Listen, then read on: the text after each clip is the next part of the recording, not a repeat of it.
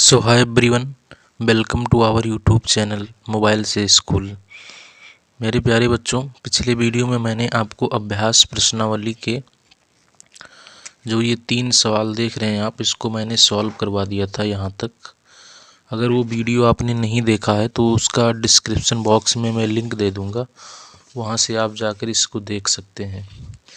यहाँ तक मैंने बच्चों आपको सॉल्व करवा दिया था क्वेश्चन नंबर 3 तक। आज की इस वीडियो में हम क्वेश्चन नंबर 3 से आगे की ओर बढ़ेंगे। चलिए ठीक है, वीडियो को शुरू करते हैं बच्चों। तो इसके प्रश्न को हल करने से पहले बच्चों हमको कुछ फार्मूले की आवश्यकता होगी, तो उस फार्मूले को मैं बता दे रहा हूँ, उसके बाद मैं आपको सवाल करवाऊँगा। ठीक, चलिए देखते हैं बच्चों कि कौन से फार्मूले हैं इसके लिए आपको याद रखने हैं। देख सकते हैं बच्चों यहाँ पर। ठीक, देखिए यहाँ से आपको पहला नंबर याद रखना है कि बच्चों की समबाहु त्रिभुज के बारे में कुछ जानकारी आपको याद रखनी पड़ेगी कि समबाहु त्रिभुज का क्षेत्रफल क्या होता है। यहाँ पर हमने लिख दिया है समबाहु त्रिभुज के बारे में कुछ सामान्य जानकारी। ठीक, जैसे कि बच्चों देख रहे हैं ये हमारी समबाहु त्रिभुज है। समबाहु त्रिभुज का मतलब होता है बच्चों जिसकी तीनों भुजाएं बराबर हों। ठीक, जैसे ये वाली भुजा, ये वाली भुजा, ये वाली भुजा, ये तीनों बराबर हो। और बच्चों यहाँ से लेकर यहाँ तक की जो दूरी होती है इसको समबाहु त्रिभुज की ऊंचाई बोलते हैं हम लोग।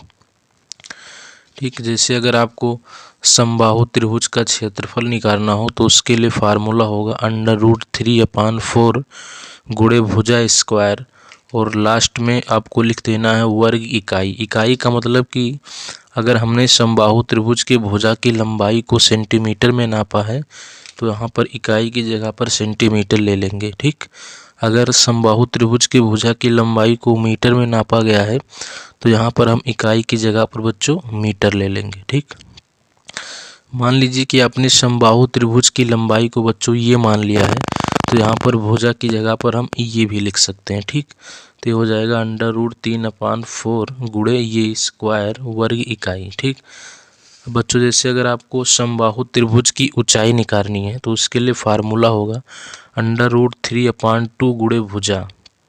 ठीक, और बच्चों जो भी मात्रक होगा उसको हम लिख देंगे। ठीक, जैसे अगर भुजा की लंबाई सेंटीमीटर में नापी है तो इसको सॉल्व करने के बाद हम सेंटीमीटर लिख देंगे उत्तर के साथ में। फिर देखिए या आप भुजा की जगह पर ये भी लिख सकते हैं √3/2 गुणे ये। अब बच्चों देखते हैं समबाहु त्रिभुज का परिमाप क्या होता है। परिमाप का मतलब होता है ना बच्चों की चारों ओर या तीनों भुजाओं को योग कर देना है आपको। ठीक, किसी भी आकृति का जब परिमाप निकाला जाता है बच्चों तो उसका मतलब ये होता है ना कि उसके सभी भुजाओं को जोड़ दीजिए, वही उसका परिमाप हो जाता है। तो जैसे देख सकते हैं भुजा प्लस भुजा प्लस भुजा। अगर आपने भुजा को ये मान लिया है बच्चों तो ये प्लस ये बराबर 3 है। ठीक, इस तरीके से आगे देखते हैं बच्चों। देखिए जैसे अगर बच्चों कभी भी ना अगर समबाहु त्रिभुज के अंदर अगर वृत्त बना दिया जाए या समबाहु त्रिभुज के बाहर बना दिया जाए, जैसे यहाँ पर आप देख रहे हैं ना कि समबाहु त्रिभुज हमारा अंदर है। ठीक, और वो भी एक वृत्त के अंदर है, तो उस वृत्त को बच्चों बोलते हैं परिवृत्त। परि का मतलब होता है ये वृत्त जो है बच्चों बाहर बना हुआ है। ठीक, अगर कुछ ऐसा हो जाए तो आप देख सकते हैं बच्चों यहाँ से लेकर, ठीक, यहाँ से लेकर यहाँ तक की जो दूरियां होंगी बच्चों इसको हम बोलेंगे ना कि ये वृत्त की त्रिज्या है। ठीक, और ये आप जानते हैं समबाहु त्रिभुज की भुजा की लंबाई है।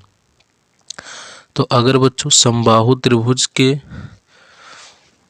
बाहर वृत्त बनाया जाए और ऐसा वृत्त बनाया जाए कि समबाहु त्रिभुज के तीनों शीर्षों को टच करते हुए जाए, तो उस जो है वृत्त की जो त्रिज्या होती है बच्चों वो इस फार्मूले से निकाली जाएगी R बराबर ये बटे √3।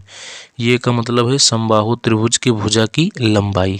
ठीक, अगर मान लीजिए बच्चों कि समबाहु त्रिभुज के अंदर वृत्त बनाया जाए तो ऐसे वृत्त को बच्चों हम बोलते हैं ना अंतःवृत्त बोलते हैं। जैसे कि यहाँ पर देख रहे हैं, यहाँ पर हमने लिख दिया है ये है हमारा अंतःवृत्त। जैसे यहाँ पर देख रहे हैं समबाहु त्रिभुज के अंदर वृत्त बना दिया गया है, तो इस वृत्त को बोलेंगे बच्चों जो है अंतःवृत्त। अगर उस वृत्त की आपको त्रिज्या निकालनी है तो उसका फार्मूला होगा r बराबर ये बटे 2√3। इस फार्मूले को बच्चों आपको याद रखना है, ठीक। समबाहु त्रिभुज के अंदर अगर वृत्त बनाया जाए तो उसे अंतःवृत्त बोलते हैं। उसकी त्रिज्या हो जाएगी ये बटे 2√3। अगर समबाहु त्रिभुज के बाहर वृत्त बनाया जाए तो उसकी त्रिज्या होगी ये बटे √3, ठीक। चलिए और भी कुछ नेक्स्ट सूत्र है हमारे पास, उसको भी बच्चों आपको हम याद करवा देते हैं, जो कि सवाल लगाने में आपकी मदद भी करेगी काफ़ी भी। देखिए दूसरा है बच्चों वर्ग के बारे में। तो आप जानते हैं बच्चों वर्ग एक किस्म का चतुर्भुज होता है जिसकी जो चारों भुजाएं होती हैं बच्चों, ये वाली भुजा, ये वाली भुजा और ये वाली भुजा और ये वाली भुजा, ये सारी भुजाएं आपस में बच्चों बराबर होती हैं, ठीक। तो जैसे अगर बराबर होती हैं और इसका जो हर एक कोण होता है ना बच्चों वो 90 डिग्री का होता है। कितना? 90 डिग्री का, ठीक। अगर इन सभी कोण को जोड़ देंगे ना बच्चों तो 90 चौक का 360 है ना, यानी कि वर्ग के अंदर जो कोण बनता है उसको अगर हम जोड़ेंगे ना तो 360 डिग्री आएगा, ठीक। 90 + 90 + 90 + 90, ये भी याद रख सकते हैं कि किसी भी चतुर्भुज के अंतःकोण इसको बोलते हैं। अंतःकोण अंतःकोण का जो योग होता है बच्चों वो कितना होता है? 360 डिग्री होता है, ठीक। इस तरीके से अब जैसे बच्चों अगर आपको वर्ग का क्षेत्रफल निकालने को आ जाए तो उसके लिए फार्मूला लगाना है आपको भुजा स्क्वायर, लास्ट में मात्रक भी लिख देना है वर्ग इकाई, ठीक। अगर आपने भुजा की लंबाई को बच्चों ये मान लिया है तो वहाँ पर हम लिख देंगे ये स्क्वायर, ठीक।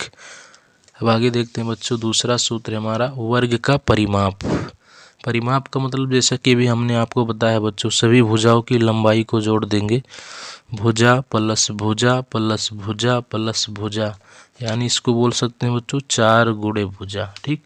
अगर भुजा की लंबाई को हमने ये ले लिया है नाम बच्चों तो वहाँ पर हम 4 ये लिख देंगे। अगर हमने भुजा की लंबाई को b माना है तो 4 भी लिख देंगे, इससे कोई मतलब नहीं है, ठीक। जो आप मानेंगे ना वहाँ पर ये लिख देंगे। जैसे अगर आपने भुजा की लंबाई को ये ना मानकर बच्चों कुछ दूसरा मान लिया, c मान लिया, तो यहाँ पर 4c लिख देंगे, ठीक। बच्चों देखते हैं कि वर्ग के विकर्ण की लंबाई क्या होती है। देखिए वर्ग के विकर्ण का मतलब ये होता है ना बच्चों कि जैसे अगर हमारा ये वर्ग है, मान लिया जाए, ये मान लेते हैं कि ये हमारा वर्ग है, ठीक। ये इसके शीर्ष हैं बच्चों, ये बी सी डी, तो बच्चों इसके जो विपरीत शीर्ष होते हैं ना इसको मिला दीजिए, ठीक। तो इसको बोलते हैं बच्चों विकर्ण बोलते हैं, क्या? विकर्ण। या इसको बी को बच्चों सी से मिला दीजिए तो ये भी हमारा एक किस्म का विकर्ण है। तो बच्चों कभी भी अगर आपको ना विकर्ण की लंबाई निकालने को आ जाएगी तो उसके लिए फार्मूला होगा √2 गुणे भुजा। अगर आपने भुजा की लंबाई को ये मान लिया है बच्चों तो सूत्र हमारा हो जाएगा √2 ये, ठीक। बच्चों एक बहुत ही इम्पोर्टेंट रिजल्ट है, आपको इसको ध्यान में रखना है, ठीक। देखिए अगर बच्चों देखिए अगर ये हमारा एक वर्ग है जो कि एक वृत्त के अंदर बनाया गया है, सबसे बड़ी बात ये है कि देखिए ये जो वर्ग है ना ये एक वृत्त के अंदर बनाया गया है, तो यहाँ से यहाँ तक के बच्चों ये विकर्ण हो जाएगा, है ना, और विकर्ण हो जाएगा। और बच्चों ये जो BC आपको दिख रहा है ना, B और C, ये बच्चों वर्ग के लिए तो विकर्ण है, लेकिन जो ये हमारा वृत्त बना हुआ है इसके लिए बच्चों ये व्यास है, ठीक। तो इसीलिए कहा जाता है ना कि अगर कोई वर्ग किसी वृत्त के अंदर बनाया गया है बच्चों तो उसके वर्ग के जो विकर्ण की लंबाई होगी ना वो उसके वृत्त के व्यास के बराबर होगी। अर्थात वर्ग के विकर्ण की लंबाई को भी हमने आपको बता दिया बच्चों √2 ये, √2 ये बराबर 2r, ठीक। ये बात याद रखिएगा प्यारे बच्चों कि अगर कोई जो है वृत्त के अंदर अगर वर्ग बना दिया गया है तो उसके जो विकर्ण की लंबाई होगी उसके वृत्त के व्यास के बराबर होगी। ठीक, अब चलिए बच्चों हम सीधा प्रश्न पर आते हैं और आपको बताते हैं कि कैसे इसको सॉल्व करना है। चलिए देखते हैं हम आज की इस वीडियो में हम आपको बता देते हैं कि क्वेश्चन नंबर 4 को और 5 को कैसे सॉल्व करना है बच्चों। ठीक, देख सकते हैं आप क्वेश्चन आपके सामने है बच्चों। देखिए लिखा हुआ है ना, एक समबाहु त्रिभुज के अंतर्गत वृत्त का क्षेत्रफल 154 सेंटीमीटर स्क्वायर है ना। त्रिभुज का परिमाप ज्ञात कीजिए। मतलब बच्चों कह रहा है ना कि एक समबाहु त्रिभुज है और उसके अंतर्गत मतलब उसके अंदर जो है वृत्त बनाया गया है, उसका आपको क्षेत्रफल मालूम करना है। चलिए बच्चों इसको हम सॉल्व करके आपको दिखाते हैं। क्वेश्चन को हमने यहाँ पर लिख दिया है। ठीक, कुछ यूं किस्म का आपको बच्चों त्रिभुज का परिमाप निकाल के बता देना है। ठीक, जैसे बच्चों को कुछ इस किस्म का चित्र होगा हमारा कि जैसे ये हमारा वृत्त है। ठीक, और ये हमारा एक समबाहु त्रिभुज, इसको समझ लेते हैं बच्चों। ठीक, ये हमारा है समबाहु त्रिभुज, इसके अंदर जो है एक वृत्त बना दिया गया है और आपसे कहा जा रहा है कि इसका आपको बच्चों क्षेत्र जो है परिमाप निकालना है। अगर क्षेत्रफल निकालने को कहता ना तब भी हम निकाल देते। आप जानते हैं कि ये समबाहु त्रिभुज की तीनों भुजाएं आपस में बच्चों बराबर होती हैं। ये बात हमने अभी आपको बता भी दी है कि अगर इसको ये मान लेंगे बच्चों तो सभी भुजाएं इसकी ये हो जाएंगी। ठीक, कुछ इस किस्म का।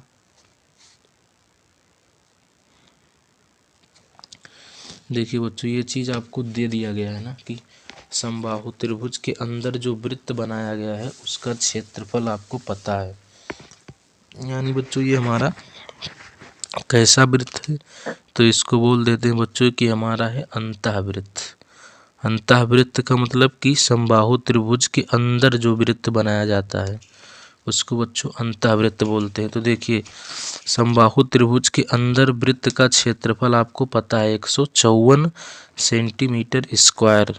तो चलिए बच्चों लिखते हैं सॉल्यूशन, इसका हल दिया है बच्चों, दिया है। क्या आपको पता है बच्चों कि समबाहु त्रिभुज का परिमाप आपको पता करना है, इसके अंदर वृत्त का क्षेत्रफल आपको पता है। यानी आप बता सकते हैं कि अंतःवृत्त का क्षेत्रफल बराबर 154 सेंटीमीटर स्क्वायर, ये आपको दे दिया गया है। बच्चों निकालना क्या है आपको, समबाहु त्रिभुज का जो परिमाप है ना उसको मालूम करना है। समबाहु त्रिभुज का परिमाप ये आपको बच्चों निकालना है, निकाल कर बताना है इसको कि इसका आंसर कितना आएगा। ये हमारा है समबाहु त्रिभुज का परिमाप। चलिए बच्चों देखते हैं। अब जैसा कि आपको पता है ना बच्चों कि वृत्त का क्षेत्रफल क्या होता है, वृत्त का क्षेत्रफल होता है बच्चों पाई आर स्क्वायर। ठीक, तो लिखते हैं बच्चों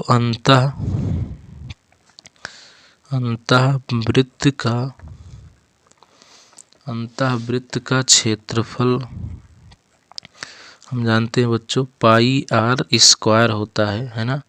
देखिए अंतःवृत्त का क्षेत्रफल आपको बता दिया है कि कितना है, 154 है। तो इसकी जगह पर बच्चों हम 154 ले लेंगे बराबर पाई आर स्क्वायर।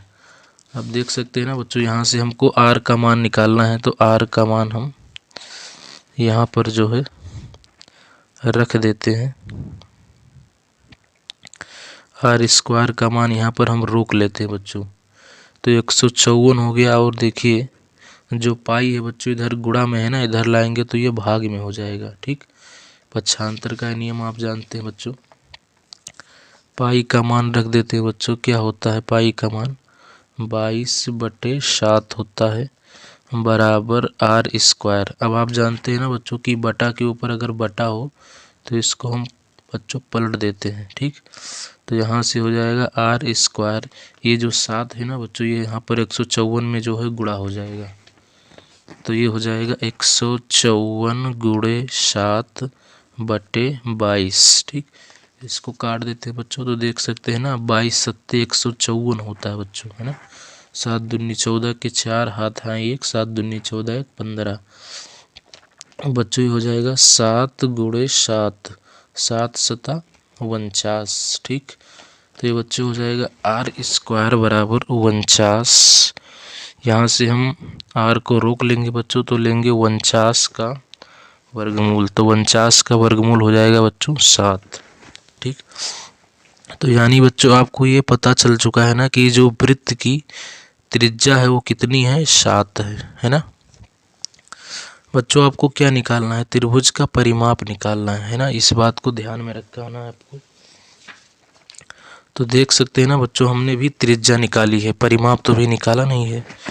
और हमने अभी आपको बताया था बच्चों कि अगर कोई समबाहु त्रिभुज किसी वृत्त के अंदर बनाया गया है, ठीक, तो उसके लिए त्रिज्या अलग होगी, और अगर कोई समबाहु त्रिभुज के अंदर वृत्त बनाया गया है तो उसकी त्रिज्या अलग होगी। जैसे कि यहाँ पर आप देख रहे हैं, यहाँ पर आपको ये वाला सूत्र लगाना है, r बराबर ये बटे 2√3, ताकि हमको इसकी मदद से समबाहु त्रिभुज की एक भुजा की लंबाई पता चल जाए। बस हम उसका परिमाप निकाल देंगे इस फार्मूले से। फार्मूला क्या है बच्चों, समबाहु त्रिभुज का परिमाप 3a, इसी फार्मूले पर लाके रख देंगे, बस ये आ जाएगा। ठीक, चलिए देखते हैं। तो अब हम सूत्र लगाते हैं बच्चों नेक्स्ट पेज में। जैसा कि हमको पता है ना कि अगर कोई समबाहु त्रिभुज के अंदर अगर वृत्त बनाया जाता है तो उसकी त्रिज्या होती है ये बटे 2√3। इसी फार्मूले की मदद से बच्चों हम ये को निकालेंगे। ठीक, तो लिख देते हैं, हम जानते हैं, ठीक, हम जानते हैं कि हम जानते हैं कि r बराबर ये बटे 2√3। r का मान अभी हमने निकाल दिया बच्चों। r का मान कितना आया था हमारा, देख सकते हैं, r का मान आया था हमारा 7 आया था, इसी की मदद लेंगे। ठीक, तो r बराबर हो जाएगा बच्चों 7। यहाँ पर हम रख देंगे r बराबर 7 बराबर ये बटे 2√3। इसका इसमें ऐसे बच्चों गुणा कर देंगे, तो ये बराबर हो जाएगा 7 दूनी 14, 14√3। ठीक, ये बच्चों हमको पता चल चुका है ना, समबाहु त्रिभुज के एक भुजा की लंबाई पता चल चुकी है। ठीक, 14√3 सेंटीमीटर। ठीक, अब हम इसके समबाहु त्रिभुज का परिमाप निकालेंगे। तो जैसा कि बच्चों आपको मालूम है ना कि समबाहु त्रिभुज का परिमाप क्या होता है बच्चों, समबाहु त्रिभुज का परिमाप बराबर, अभी हमने आपको बताया था कि बच्चों होता है 3a। यहाँ पर ये का मान रख देंगे बच्चों, तो हो जाएगा 14√3। इसका गुणा कर देंगे तो बच्चों हो जाएगा 14 तियां 42√3। अब देखिए बच्चों, आप चाहें ना तो इसका भी मान रख सकते हैं, √3 का मान। तो आपको मालूम है बच्चों ना कि √3 का मान होता है 1.732। ठीक, तो इसको हम यहाँ पर रख भी सकते हैं, तो ये हो जाएगा 42 गुणे 1.732। इसका गुणा कर देंगे बच्चों, तो गुणा करेंगे ना तो देख सकते हैं, यहाँ पर हम आपको गुणा करके दिखाते हैं इसमें बच्चों। 42 का गुणा देखते हैं क्या आता है, 2 दूनी 4, 2 तियां 6, ठीक, 2 सत्ते 14 के 4 हाथ हाँ 1, 2 एकम 2 और 1 3, फिर इसका गुणा कर देंगे बच्चों, तो दूनी 4, 2 3 6, 2 7 14 के 4, हाथ हाँ 1, 2 एकम 2 1 3, 4 दूनी 8, 4 3 12 के 2, हाथ हाँ 1, 4 7 28 और 1 29 के 9, हाथ हाँ 1, 4 एकम 4, 4 और 1 5। ठीक, कुछ इस तरीके से बच्चों देख सकते हैं। 4 दूनी 8, 4 3 12 के 2, हाथ हाँ 1, 4 7 28 1 29 के 9, हाथ हाँ 2, 4 एकम 4 और 2 6। यहाँ पर 6 होगा बच्चों, मुझे लगा था कि कुछ गलत है। ठीक, देखिए यहाँ पर बच्चों 4 लिख देंगे, है ना। 6 8 14 के 4, हाथ हाँ 1, 4 2 6 और 1 7, 9 3 12, 12 के 2, हाथ हाँ 1, 6 और 1 7। बच्चों देखिए यहाँ पर दशमलव के इधर देखिए कितने अंक है, 3 अंक, तो यहाँ पर हम 3 अंक को छोड़ देंगे तो ये कुछ हो जाएगा 1 2 3, यहाँ पर दशमलव रख देंगे तो यानी बच्चों आ जाएगा 72.4 सेंटीमीटर। ये हमारा बच्चों आंसर हो जाएगा। ठीक, इस तरीके से हमने आपको ये सॉल्व करवा दिया है बच्चों। ठीक, चलिए अगला सवाल पर हम चलते हैं। इसमें कुछ था नहीं बच्चों, बस आपको निकाल देना था, ये फार्मूले की मदद से ये को निकाल दीजिए, फिर यहाँ पर रख दीजिए। चलिए नेक्स्ट क्वेश्चन है। नेक्स्ट सवाल क्या है बच्चों, लिखा हुआ है हमारा, देख सकते हैं ना कि 5वां नंबर सवाल है। एक वृत्त के अंदर एक वर्ग खींचा गया है, वृत्त व वर्ग के क्षेत्रफल का आपको अनुपात निकालकर बताना है कि इसका जो अनुपात होगा प्यारे बच्चों वो कितना होगा, ये चीज़ आपको निकालनी है। ठीक, चलिए बच्चों इसको भी हम आपको निकाल के बताते हैं कि इसको कैसे सॉल्व करना है। ठीक, क्वेश्चन को हमने लिख दिया बच्चों पेपर पे। देखिए लिखा है एक वृत्त के अंदर एक वर्ग खींचा है, मतलब बच्चों एक वृत्त है ना, और ये वृत्त जो है किसके अंदर है, तो एक बच्चों वर्ग के अंदर है। ठीक, कुछ इस किस्म का है, समझने के लिए बनाते हैं बच्चों, आपको ऐसे समझाने के लिए हम कुछ इस किस्म का मान सकते हैं। ये इसका बच्चों शीर्ष हो जाएगा, ये बी सी डी, ये यहाँ से यहाँ तक जो इसको ऐसे मिला देंगे ना तो ये विकर्ण की लंबाई हो जाएगी हमारी। ठीक, फिर इसको यहाँ से मिला देंगे, ये भी विकर्ण की लंबाई है बच्चों। ठीक, इससे कोई प्रॉब्लम नहीं है। ठीक बच्चों देखिए ये चित्र जानते हैं क्या है, ये चित्र है ना कि एक वर्ग के अंदर हमने एक वृत्त बनाया है। ठीक, ऐसा भी हो सकता है, और इस सवाल में कहा गया है कि जो बच्चों वृत्त है ना, वृत्त के अंदर है वर्ग, मतलब अभी जब हमने फार्मूला आपको बताया था यहाँ पर देख सकते हैं वो उस किस्म का है ये सूत्र। यहाँ पर देखिए वृत्त बच्चों बाहर है और वर्ग इसके अंदर है, तो ये भी सवाल में कह रहा है, यही चीज़ कह रहा है कि आपको क्या करना है कि एक वृत्त के अंदर एक वर्ग खींचा गया है। ठीक, तो कभी कभी ऐसा भी कह सकता है ना कि जो वृत्त है बच्चों वो जो है ना वर्ग के अंदर है, लेकिन इसने क्या कहा है कि जो वृत्त के अंदर है वर्ग, एक वृत्त के अंदर मतलब कुछ यूं किस्म का है, या ये कुछ इस किस्म का कि ये समझ लीजिए वृत्त है बच्चों, तो इसके अंदर एक वर्ग बना दिया गया है कुछ यूं किस्म का, इस तरीके से बच्चों। ये इसके जो है शीर्ष हो जाएंगे, ये बी सी डी, तो सी को बी से मिला देंगे बच्चों तो ये हमारी विकर्ण हो जाएगी, या अगर हम ये को डी से मिला देंगे तब भी हमारी विकर्ण हो जाएगी बच्चों। यहाँ से यहाँ तक की जो दूरियां हैं ना बी और सी, ये जो है वर्ग के लिए तो विकर्ण है, लेकिन जो है वृत्त के लिए बच्चों व्यास है, तो यानी कि इसकी जो आधी दूरियां होगी इसकी बच्चों क्या होगी, त्रिज्या हो जाएगी। ठीक, कुछ इस तरीके से। तो ये बोल रहा है बच्चों कि एक वृत्त के अंदर एक वर्ग खींचा गया है, वृत्त के और वर्ग के क्षेत्रफल का आपको अनुपात निकालना है। देखिए हल, देखिए बच्चों आपको करना क्या है ना, दिया है कि आपको जो है वृत्त है ना, वृत्त का क्षेत्रफल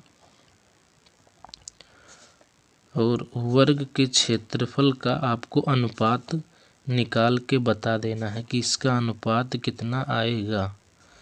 कभी कभी बना बच्चों सवाल में ऐसा भी हो सकता है, पूछ लेगा कभी कभी कि जो है अगर जो वृत्त है हमारा ना वो वर्ग के अंदर है, कभी ऐसा भी हो सकता है।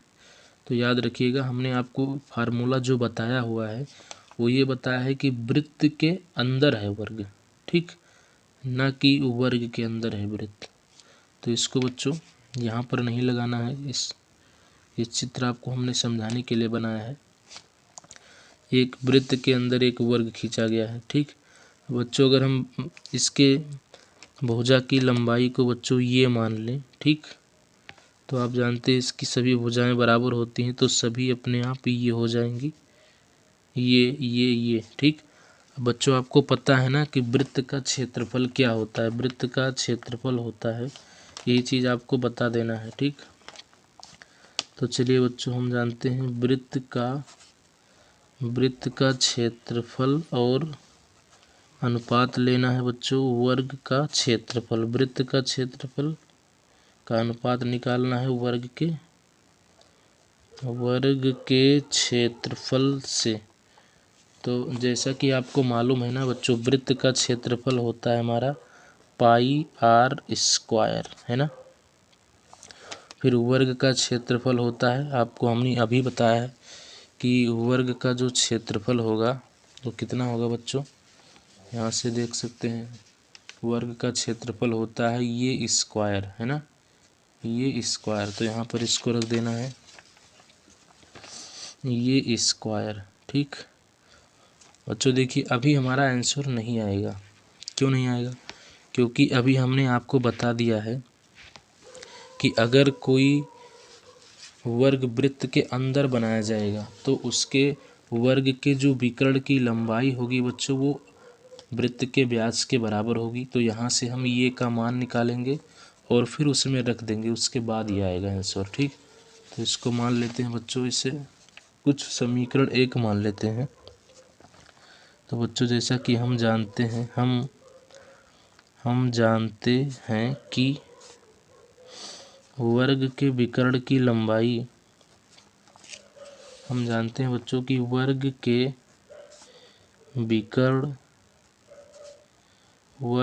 विकर्ण की लंबाई बराबर होगी बच्चों वृत्त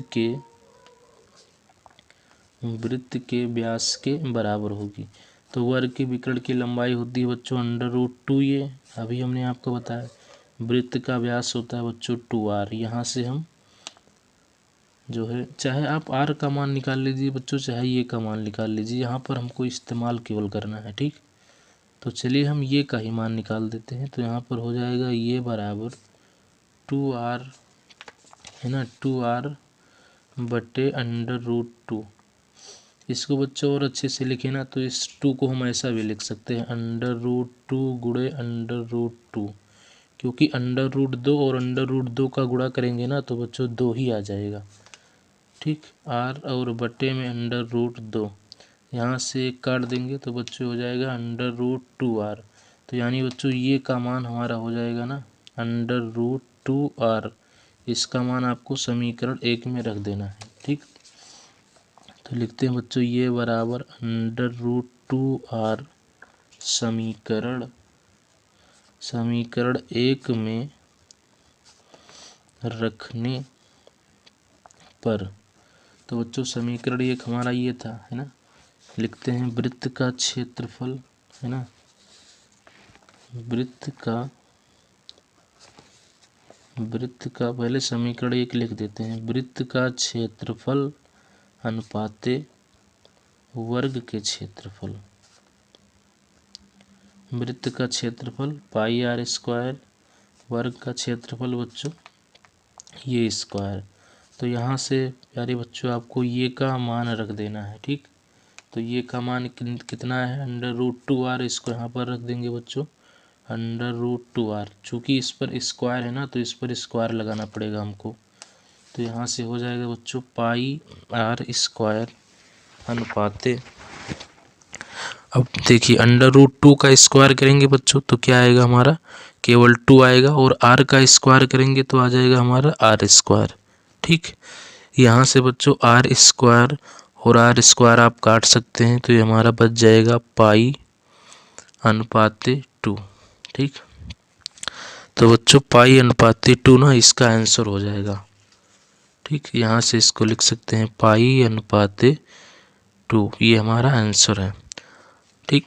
बच्चों इस तरीके से आपको ये सवाल लगाना था। देखिए बच्चों, अगर किसी भी सवाल को लगाना होना तो पहले उसके आप फार्मूले को पता कीजिए। तो इसीलिए मैं सवाल को जब सॉल्व करवा रहा हूँ प्यारे बच्चों, तो आपको ये बता दे रहा हूँ कि इस सवाल को आप सॉल्व करेंगे तो आपको इन फार्मूलों की ज़रूरत पड़ेगी, ठीक। तो बच्चों मुझे पता है कि आप इन फार्मूले को नोट भी कर रहे होंगे, शायद आप इसको नोट भी कर लीजिएगा बच्चों आप अपने नोटबुक में, ठीक। जब आप इस सारे प्रश्न को सॉल्व करेंगे ना, तो इस जानकारी को आपको इकट्ठा रखनी है, ठीक। तो इस तरीके से बच्चों इस वीडियो में हमने आपको जो है क्वेश्चन नंबर जो 4 है बच्चों, क्वेश्चन नंबर 4 और जो क्वेश्चन नंबर 5 आप दिख रहे हैं प्यारे बच्चों, इसको हमने आपको सॉल्व करवा दिया है, क्वेश्चन नंबर 4 और क्वेश्चन नंबर 5। आगे की वीडियो में बच्चों हम आपको क्वेश्चन नंबर 6 से लेकर जो भी हमारा प्रयास होगा वहाँ तक हम आपको करवाने की कोशिश करेंगे, ठीक।